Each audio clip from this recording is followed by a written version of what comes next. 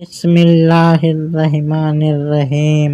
اپنے لیے سوال سیدہ فاطمۃ الزہرا سلام اللہ تعالی علیہا کو رب العزت نے فی الواقعہ لا محتاج کر دیا تھا، آپ کو ہر قسم کی خواہشات سے بے نیاز کر دیا تھا، اور اسی کو تم الفقر فہو اللہ کا مقام کہا جا سکتا ہے۔